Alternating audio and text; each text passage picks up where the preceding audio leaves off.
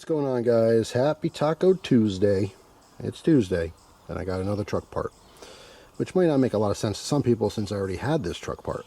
I actually got it with the truck, and then I replaced it, and I'm going to replace it again. So, I'm sure you can guess what it is. It's in the center of the frame here. It's this battery tie-down, or battery mount.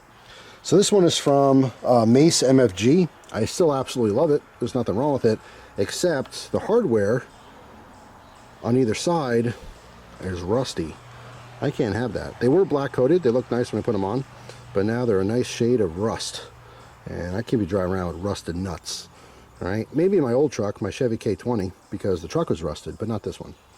So those gotta go. So I went online. I made the mistake of going on Amazon to find some hardware, which I did, but in my search I found this hardware, and it came with another tie down, which I like even more. Probably because I'm influenced from those red, the billet tie downs. So I think it just matches really cool. It's gonna be a nice pop of color in the engine bay. I'm not trying to make everything red, by the way. It's just, those tie downs just do something for me. I don't know, it just looks nice. And this was $20. Now this is made in China, that's made in America. That was $80, right? That's what they charge. And there is a big difference. A lot of people said, wow, why would you spend $80 on a tie down? The truck already had a tie down. It's just what it is. Why would you spend any more than $50 on shoes? Some people are into shoes. It's what it is, right? I liked it. I thought it was super cool. American made, the whole thing. But if you want a cheap alternative, this one for $20, this goes for so many different models. They have a bunch of these. Just different diameters for different vehicles. So if you dig this, you could probably find one for your vehicle. Doesn't have to be a truck, it could be a car or anything, for 20 bucks. So that was tempting. So instead of just getting hardware for this, I got this for 20 bucks. So we're gonna pop it on. It does come with the rods here, which is nice. These are gonna stick up further, but they do have these nice little caps on there. And the hardware, they did give us regular nuts as well as wing nuts and some washers. I'm not sure, I might use the wing nuts. I don't know yet, I haven't decided. But anyway, really straightforward. I'm gonna unscrew those, take that off, put this on, and we'll see what it looks like in the end. I'll be back. All right, I'm back. So I turned something really simple into something very complicated. So there it is installed. The width, there's like notches cut out for the side of the battery. This is absolutely perfect. It fits with just a tiny bit of pressure, so it's perfectly sized for this battery. Obviously you pick whatever battery size or whatever vehicle it's for to make sure it fits. So as you notice, front side, super clean. Back side, just sticking up. No reason to be sticking up this far. So what I tried to do is I tried to swap with the original back one that I had, but it's a different diameter. So I don't have a wing nut for it or a regular nut for it. And in the process of that, I dropped the wing nut. I dropped it down in here somewhere. So I had to go searching for my grab tool, which I knew I had somewhere. And this thing saved the day. I was able to grab that and retrieve it, because I obviously don't want loose parts floating around the engine bay.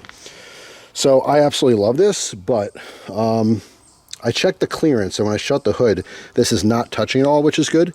So I can drive around like this, but it does bug me that's so tall. So I'm gonna take my Dremel, and I'm gonna cut off most, so I'll measure everything so it's pretty much even with this one. So it's a much cleaner look. Like I said, this is functional, it works fine, but it just looks kind of funky like an antenna or something. You know what I'm saying? So let me zoom in case you can't see it well. Reposition my camera. You can see it, I mean, it's right there. So yeah, that's got to be cut off so that it's just as high as this one.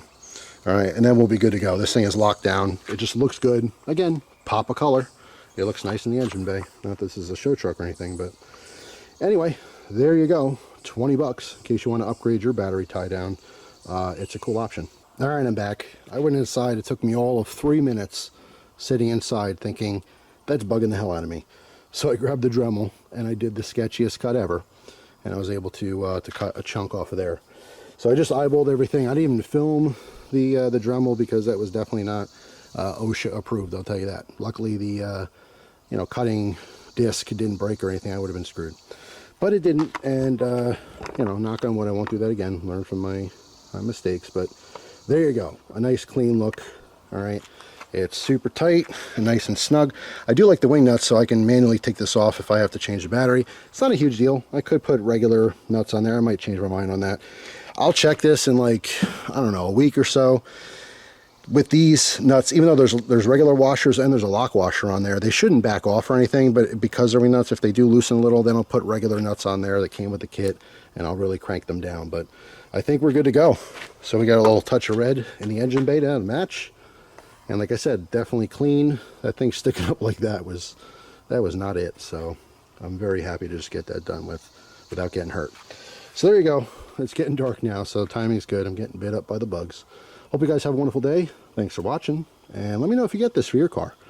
The $80 one, a lot of people would be reserved to buy that, but for $20, again, that's the difference between Chinese made and American made.